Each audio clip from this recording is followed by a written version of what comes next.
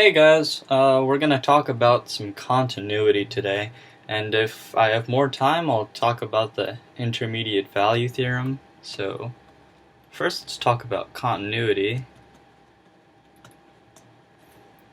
Now what is continuity? So the informal definition, the definition that you're going to probably use to offhand determine if a function is continuous is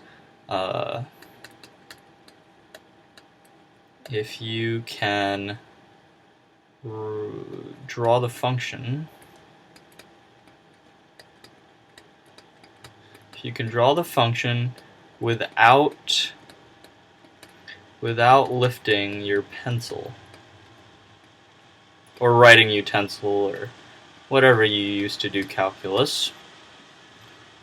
So if you can draw the function without lifting your pencil, we can say that this function is continuous. So I'm going to start right here, and I'm just going to draw and keep drawing, and I'm just going to make a curve from this point to that point.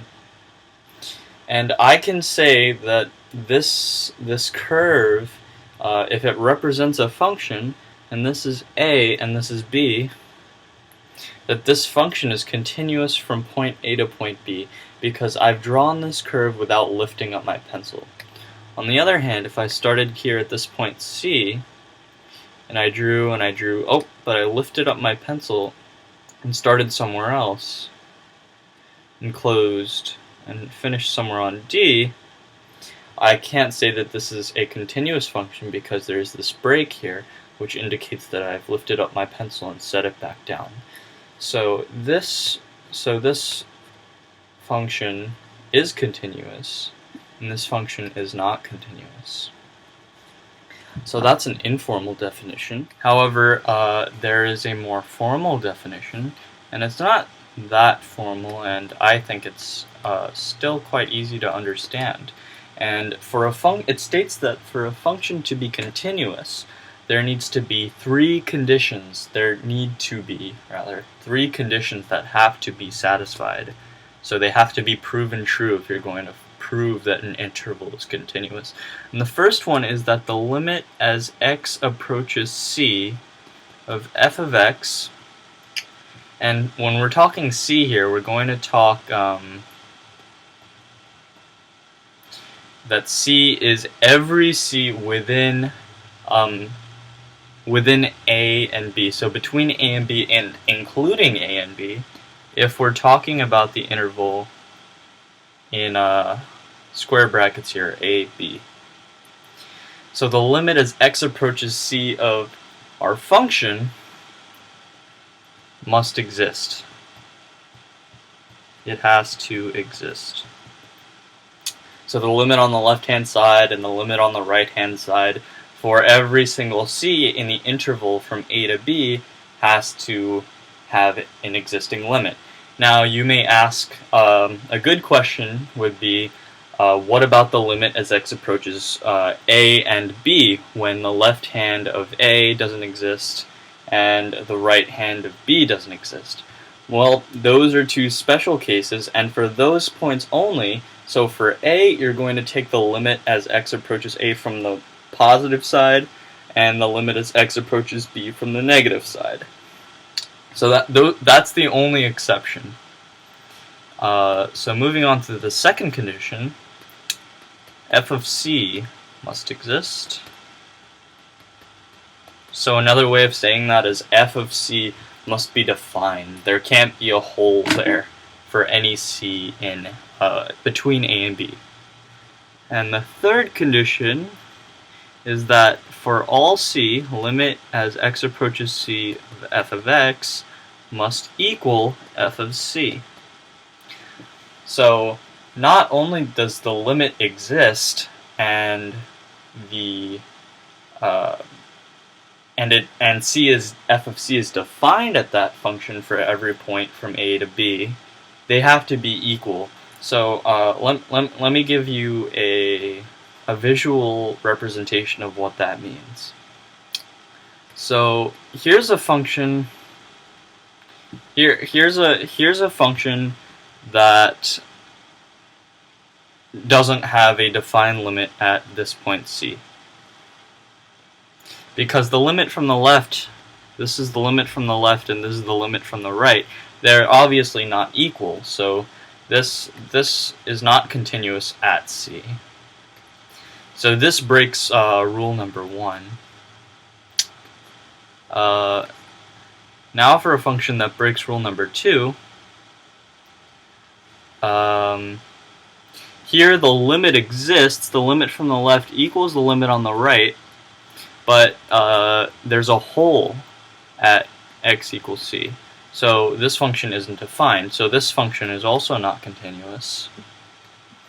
And a function that breaks the third condition is something like this, where it's defined, so 2 is satisfied, and it has a limit, because we don't care about the actual value of c here, so 1 is satisfied, but you can see that f of c is all the way over top here, and the limit is on the bottom here, below it. So they're not the same, so therefore it breaks the third. And you know, it does make sense, because when you trace this and you say, I obviously have to pick up my pencil to make this point in order to go back down again. So obviously the informal definition works just as well as the formal definition, but on a free response, if they ask you to prove that an interval is continuous, you have to use this formal method. And it's not that hard to memorize either. Alright, so that's a taste of continuity. What are some classes of functions that are continuous? So let me erase this bottom part here, and let me ask you what classes of functions are continuous. Well, polynomials, well, they're always continuous, right? Like, they might have curves in them, they might be straight lines if it's a linear polynomial, if it's a quadratic, a cubic, a quartic, a quintic. Polynomials are going to be continuous over the domain of real numbers. So polynomials are always continuous. And what about rational functions? So these are functions that represent a fraction with a polynomial in the numerator and a polynomial in the denominator. So rational functions, well, rational functions are undefined where? When the denominator equals 0. So that's when the function isn't defined. So the second condition for continuity is broken there. So it can't be continuous when the denominator is equal to 0. So rational functions are always continuous except